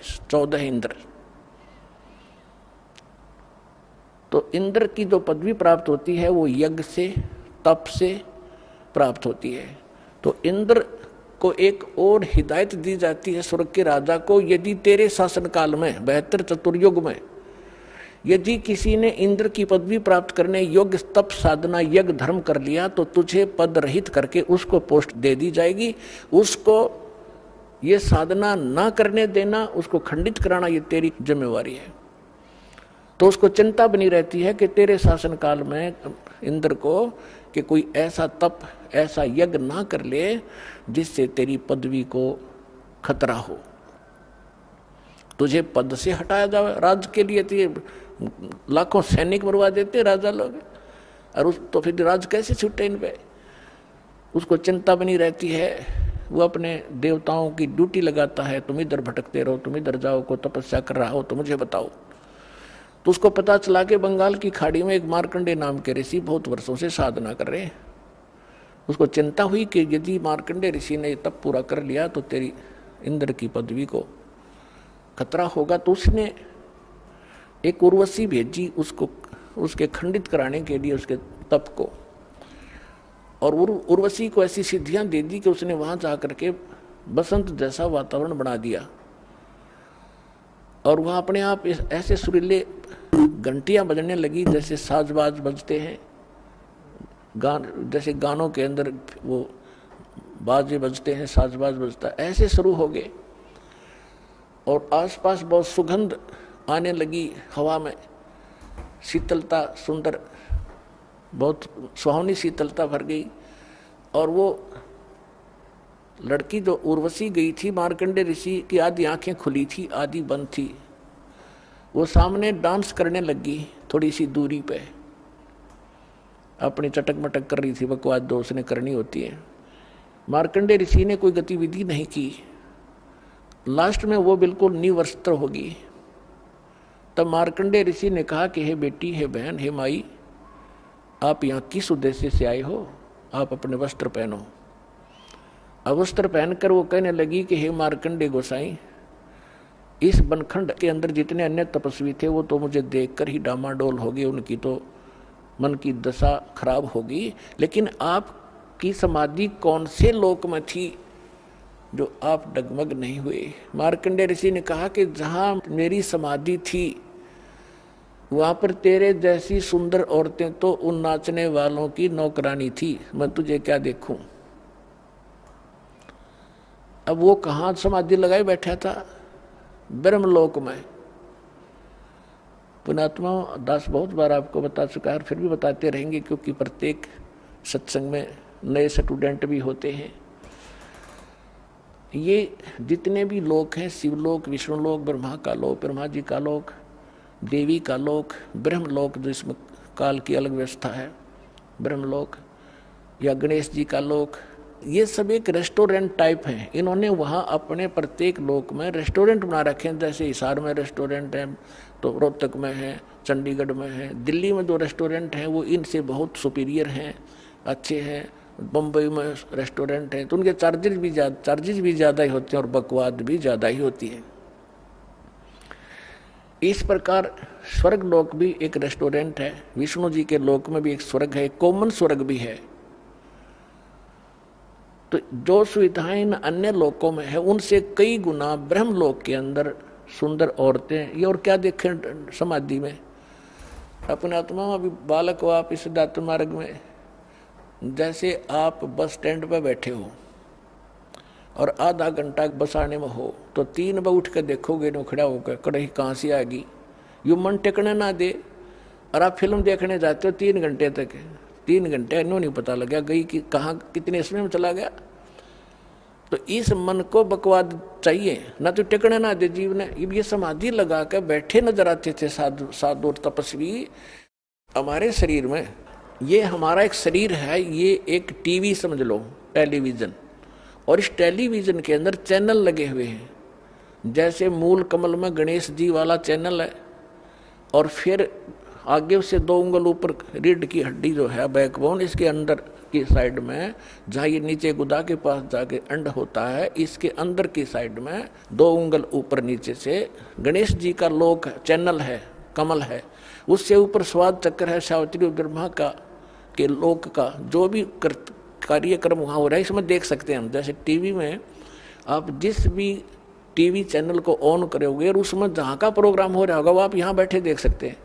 ऐसे फिर नाभि कमल में विष्णु और लक्ष्मी जी का, हृदय कमल में शिव और पार्वती का, कंठ कमल में दुर्गा वाला के लोक का इसमें देख सकते हैं।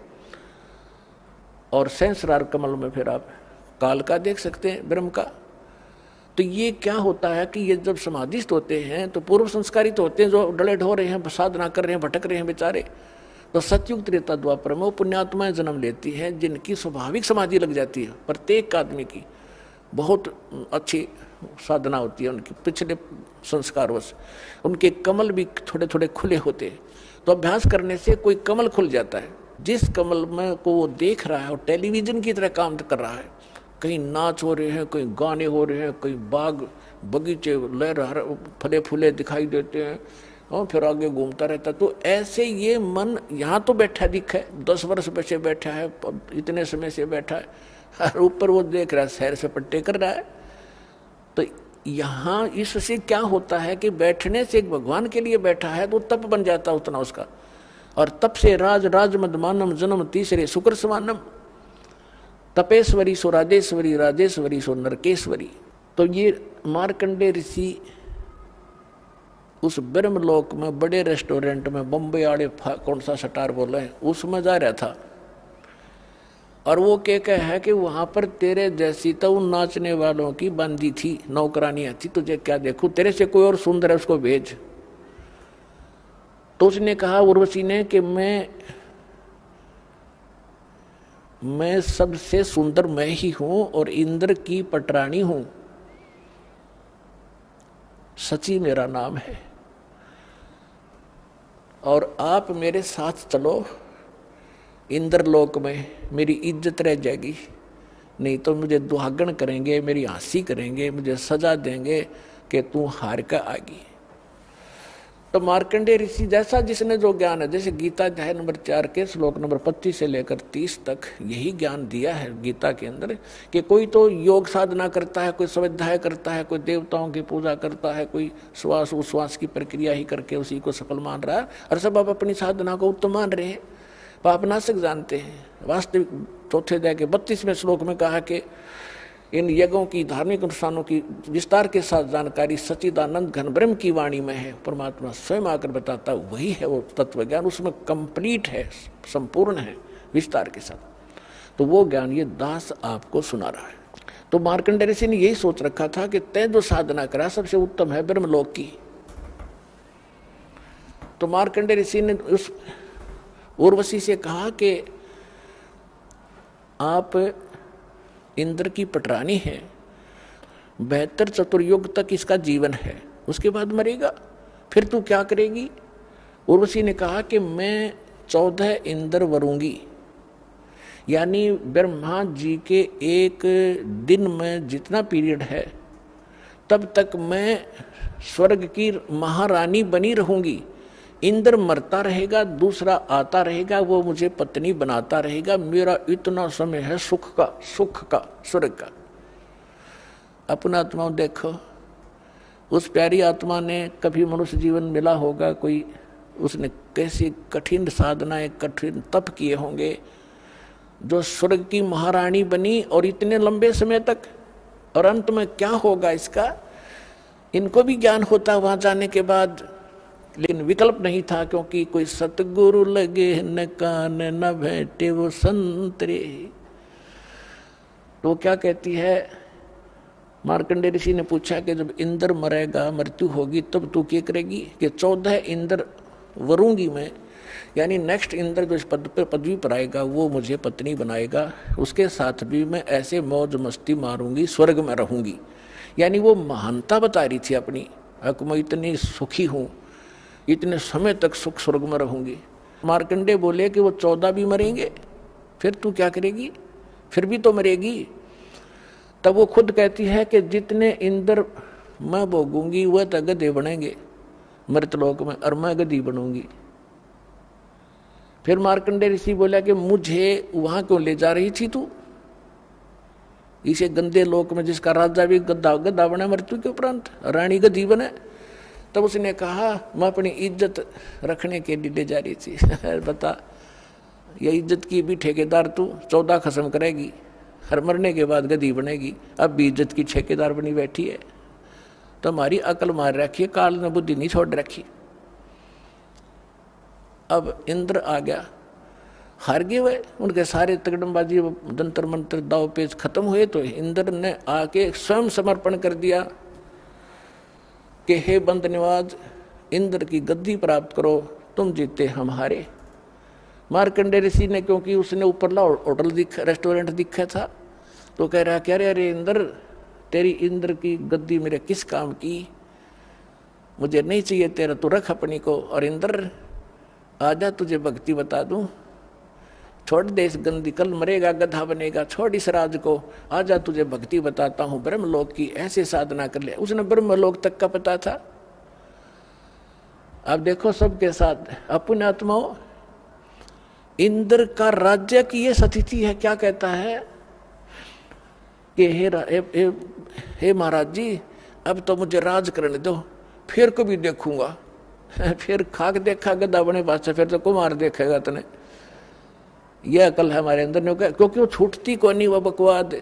अब आप किसी कोई सुख से जीवन जी रहा है, थोड़ा बहुत कोई अधिकारी कर्मचारी बना हुआ है, और उसको जाकर समझाने की चेष्टा, हमने दास का तो बिटर एक्सपीरियंस है जब इस मार्ग को स्टार्ट किया।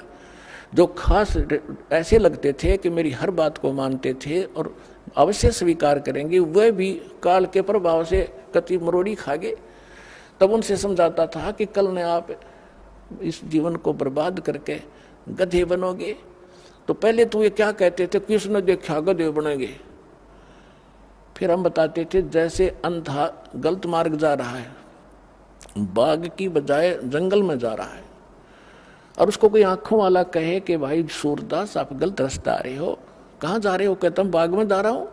नहीं, बाग नहीं है, इधर तो भयंकर बियाबान है, इसमें हिंसक जानवर है, तुझे खा जाएंगे पाड़ के, आप वापस जाइए और इधर हो जाए, बैक जाइए।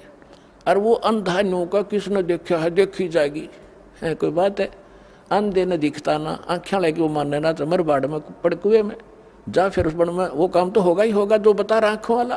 तो ये जितने संत थे ये आंखों वाले थे, जिनको भगवान मिले, दास ने जिनके अभी शुभ नाम आपको सुनाए।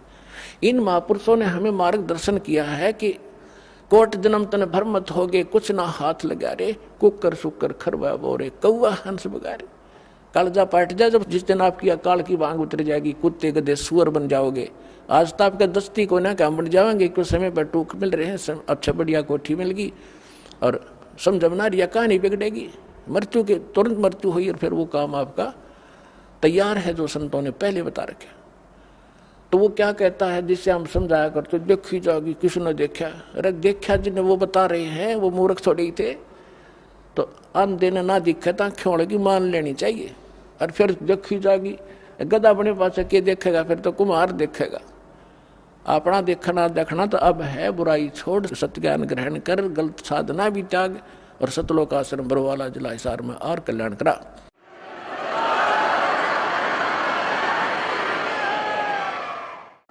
तो मार्कंडेय ऋषि कहता है कि आजा, तेरे को ब्रह्मलोक में ले चलता हूँ, ये साधना बताता हूँ। इंद्र बोला फिर देखेंगे महाराज जी, तुमने मौज करने दे। यहाँ तो सबकी अकल मार रखी है, थोड़ा सा सुखना छूटता अगले पहाड़ जैसा दुख नहीं दिखता। तो जब हमारी अकाल की भांग उतर जाएगी, कबीर साहब कहते हैं, कबीर ये माया अटपटी सब घटान अड़ी, और किस किस ने समझाऊं या कुआ भांग पड़ी। अब जिस तरह बात करो सब वाई बोली बोलेगा। जैसे किसी ठेके पर देखो शराब वाले पे शाम के समय 5-7 घुटी ला का आ रहे हों, और उन तो बात करो कहाँ गया ना, मौज मारने का आया हूँ। दूसरे तो करोगे वो भी यही भाषा बोलेगा, और ऐसे लड़खड़ा के चलेंगे, सबकी एक जैसी चाल एक जैसी भाषा होगी। तो जिसने अकाल की भांग पी रखी है सब यही भाषा प्रयोग करेंगे, वो बोल ही नहीं सकते, दूसरी उनके बस की बात नहीं। तो इस सत्संग से, इस तत्व ज्ञान से, ये एंटीबायोटिक जो कैप्सूल आपको खिलाए जाएंगे, इससे अब भांग उतरेगी, और फिर नो पता लगेगा गधे बनेंगे। अब नशा उतरने पाछा पता लगा आदमी ने कि रात ने कहाँ पड़ा था कुरड़ियों पर गंध में, उसको देख देख कर भी गलानी बनेगी, सचमुच शराबी का यहाँ गिरा था मैं रात को। तो उस समय आपको आभास होगा। तो इन आंखों वालों ने बताया है। अब वही क्या बता रहे हैं कि असंग जन्म तन मरता होगे, जीवित क्यों न मरे रे। अब असंग जन्म मरते होगे, जीवित मरना क्या है। जीवित एक तो ये है कि आप किसी की इस माया की जो होड़ है, कोई कोठी बना रहा है, कोई कुछ कर रहा है, कोई बिजनेस बड़ा कर रहा है, कहते हैं इसकी रीस ना करो। अपने भगवान की आप सचिथि देख लो। एक झोपड़ी में रहा करते थे, कपड़ा बुन के अपना रोजी रोटी चला रहे थे, जमीन पर कपड़ा बनाते थे। अब वो क्या कहना चाहते हैं कि अगर वो उन कोठी बंगले आने की रीस करते थे, एक वचन से बना लेते एक महल देखने जोगा, सारा संसार देखना आवे। लेकिन इस लोक में फिर हम भी फिर वो एक कोठी गार्डन में लगे रहते, वो तो अपने वचन से बना लेते। तो उन्होंने झोंपड़ी बनाकर टाइम पास इसलिए रिहर्सल करके दिखाया, इस गंदे लोक में इतना भी पर्याप्त है। घर ते 3.5 हाथ, गणाते 4.25। कबीर साहब कहते हैं क्या क्या चढ़ावे मैडिया लंबी भी तुषार, और घर ते 3.5 हाथ, गणाते 4.25। एक रोहतक के अंदर एक वो बनावा था, उसमें मार्केट सी बनावा था, दुकानें बना रहा था, और क्या बता रहा था कि 5 लाख रुपए महीने का मुझे, सन 1988-89 की बात है, 5 लाख रुपए महीने का नीचे नीचे के फ्लोर का किराया करेगा, और 3-4 मंजिल बनाऊंगा। आज के तो मेरे ख्याल 50 लाख कह सकते हैं उनको। और वो बनाते बनाते उसका लेंटर डला था, और महीने की उनकी तनख्वाह दे रहा था, वो देकर तनख्वाह, जो नौकर लगे हुए थे वहाँ मजदूर सेवादार, उनको तनख्वाह देकर वो अपनी गिन रहे थे। और वो नहाने लग गया वहीं पर, गर्मियों का दिन था, टूटी चला गया, नहा के तय मंद बांधा था भगत ने, और जब बल्लो डिग के गिर गया हार्ट अटैक हो गया, चाट ले उसको ठी ने। परमात्मा कहते कहाँ चढ़ावे मैडिया लंबी भी तुषार, घर ते 3.5 हाथ, गणाते 4.25। कहने का भाव ये है कि यहाँ इस ज्ञान से आपको पता चल, एक तो ये जीवित मरना है कि हमने लोगों की इन बकवादों की रीस नहीं करनी, नकल नहीं करनी, और दूसरा वास्तविक ये मरना है कि जैसे जिस कर्म को, जिस क्रियाओं को, जिस धन को, जिस घर को और जिस व्यवसाय को आप छोड़ कर सत्संग में नहीं आना चाहते, ये सोच लेते हो कि वो हानि घनी हो जाएगी, या भूल लाग रही आपके, सत्संग मानते हैं और भगवान के लिए चलता आदमी, उसके सुख होया करे, और थोड़ी बहुत हानि भी होती है तो ना जाने के बिजली गिरनी थी, वह थोड़े में टलेगी, ये सत्कर मान लेना। तो जैसे वहाँ से चलते हैं तब चला जाएगा, नो सोच ले। जैसे एक नाइट सर्विस में जा रहा था भगत, नाइट सर्विस में गया था और वापस आना था उसने, कोई घना जरूरी काम था, इसलिए रात की सर्विस पकड़ी। वह नाइट सर्विस की बस एक्सीडेंट हो गया और वो मर गया, मृत्यु को प्राप्त हो गया। और वह जल्दी भी गई, वह जरूरी काम भी रह गया। अब जैसे नो सोच ले यहाँ आने के लिए कि जैसे आज हमारी मृत्यु हो जाए, तो जिसके लिए हम सत्संग में भी नहीं आना चाहते वो भी गया, वो कतिये खत्म हो गया। तो ये सोच कर यहाँ चल पड़ा कि नो सोच लो मेरी मृत्यु होगी आज, और 3 दिन 4 दिन आप आ जाओ यहाँ मृतक हो गए। अब 3 दिन में 4 दिन में यदि कोई हानि होती है तो फिर जाकर संभाल लेंगे उसने, वैसे तो होगी नहीं, परमात्मा आपको घना सारा देगा। और अब जब परमानेंट टिकट कट गई फिर क्या करोगे, फिर भी तो रहेगा सारा काम धरा धरा। तो इस प्रकार आप यहाँ आओ तो न्यू सोच लो कि भी मर गए, ये तो कभी भी हो सकता है, यू काम है। और वो जिसके लिए आप भगवान से भी दूर होना चाहते हो और सत्संग भी सुनने की टाइम नहीं है, और कल को कोई उत्सुक होगी तो फिर क्या करोगे, फिर परमानेंट गए, फिर उन्हें कभी नहीं संभाल सकते, जिसके ऊपर आप भगवान से भी दूर हो रहे हो। तो यहाँ बताते हैं आप न सोच लो 3 दिन मर गए, 3 दिन के बाद क्यों बिगड़ेगा तो फिर संभाल लेंगे अपना 2 महीने फालतू करके, उसको फिर सेट कर देंगे और परमात्मा साथ देगा आपको। ये विश्वास करना, आपको राहत थोड़े से दिन में दिखाई देगी। जैसे आपने आज कोई बीज बोया है, आम की गुठली, अब वो बोई है, सही बीज है, आपका प्रोसेस ठीक है उसको उपजाने का, तो उसका टाइम लगेगा थोड़ा अंकुर आने में। तो कबीर साहब कहते हैं धीरे धीरे रे मना, धीरे सब कुछ हो, माड़ी सींचे सोगड़ा, समय आई फड़ो। तो टाइम दो भगवान ने थोड़ा सा, और फिर देखना आपके पड़ोसी भी देखा करेंगे इनके क्या आ गया, ये सब कितना हो इनके घर में धन है, कहाँ से बरकत हो रही है, ये काम भी करते ना दिखते, रोज सत्संग में खड़े रहते हैं। तो पुण्यात्मा ये समर्थ है। तो क्या बताते हैं कि असंग जन्म तन मरत्या हो गए, जीवित क्यों ना मरे रे, और दवा 10 दर मद महल मठबोरे, बहुर ना दे धरे। अब आज तक हमने ये 10वां द्वार इस पर घाटा जोड़ रखा था। 10वां द्वार तो इस काल के ही लोक के अंदर है, इस काल के ही ब्रह्मंडों के अंदर है। अब हमने 12वें द्वार को पार करके सतलोक में जाना है। एक जम्मू के अंदर है रांजड़ी, कोई कबीरपंथी कवा है, उन्हें कक्का बेरा नहीं, वो छाती कुट्या करता गर्मा द्वार, इस तो ऊपर कोई जानता ही नहीं। मैंने एक मेरे पास ही गर्मा द्वार तो 11वें द्वार का उसने पता भी नहीं वो है कहाँ, पर सुनाई बात से। और ये प्रैक्टिकल कार्य है, इसको जो इसका प्रैक्टिकल होगा वही समझ सकेगा। तो 11वां द्वार तो जैसे 21 ब्रह्मांड का आपको चित्र में दिखाया है, उसके बाद 7 संघ ब्रह्मांड है इस अक्षर पुरुष के, 21 ब्रह्मांड है सर पुरुष के, और 7 संघ ब्रह्मांड का क्षेत्र है अक्षर पुरुष का। सर पुरुष के क्षेत्र से निकलकर जो अक्षर पुरुष के लोक में प्रवेश करते हैं वो एक द्वार है, वो 11वां द्वार है। और अक्षर पुरुष के लोक को पार करके परम अक्षर ब्रह्म सतपुरुष के सतलोक में जो प्रवेश करते हैं वो 12वां लोक है, 12वां द्वार है। उस द्वार को पार करके फिर सतलोक आता है। तो यहाँ गरीबदास जी कहते हैं कि असंग जन्म तन मरत्या हो गए, जीवित क्यों नाम रह रे, और 12 मध्य महल मठ बोरे। वो महल, वो स्थान जहाँ जाने के बाद फिर जन्म नहीं होता, बहुर ना दे धरे रे। फिर क्या बताते हैं कि दोजक बहिष्ट सभी देखे राजपाट के रसिया, और 3 लोक से तिरपत नाही यो मन भोगी खसिया। अब जैसे कोई गांव का सरपंच बन जाता है तो उसमें संतोष नहीं है, नो सोचा चेयरमैन बनूं। चेयरमैन कई गांव के ऊपर होता है। चेयरमैन बनने के बाद वो अच्छी नमस्ते करणीय गणे हो जाए उसको, तो इन्होंने सोचा एमएलए बनूं। जब बात बने एमएलए बनने के बाद उसने न्यू चिंता बनाया है कि मैं मंत्री बनूं ताकि मैं वाह हो। और मंत्री बनने के बाद फिर उसकी ये टेंडेंसी बन जाती है कि भाई मुख्यमंत्री बनूं। जब बात बना, अभी प्राचीन ही हूं मैं। और मुख्यमंत्री बनने के बाद इन्होंने सोचा प्रधानमंत्री की पोस्ट मिला, जब जी साहब है इतना मृत्यु हो जा भाई गदा बना पावे। तो परमात्मा कहते कि दोजक भिष्ट सभी देखे राजपाट के रसिया, और 3 लोक भी दे देना इस मन पापी को। इसका संतोष नहीं है, आपकी दुर्गति कराने के लिए कहते 3 लोक से तिरपत नाही ये मन भोगी खसिया। फिर क्या बताते हैं, सतगुरु मिले तो इच्छा मेटे, पद मिल पदे समाना। सतगुरु मिले तो ये इच्छा मिटावे यहाँ की बकवादों की, इस गंदे लोक का शीशा सामने करके दर्पण दिखा देगा। सतगुरु मिले तो, सच्चा संत मिले तो इच्छा मेटे, और पद मिल पदे समाना। जैसे गीता अध्याय नंबर 15 के श्लोक नंबर 4 में कहा है कि तत्वदर्शी संत की प्राप्ति के उपरांत परमेश्वर के उस परम पद की खोज करनी चाहिए, जहां जाने के बाद साधक फिर लौट कर संसार में नहीं आते। अब ये सूक्ष्म वेद इस गीता और वेद और इनके ज्ञानों से भी परम गूढ़ ज्ञान है इसके अंदर। इसमें क्या बताया गरीबदास साहिब जी ने कि सतगुरु मिले तो इच्छा मिटे, और पद मिल पदे समाना।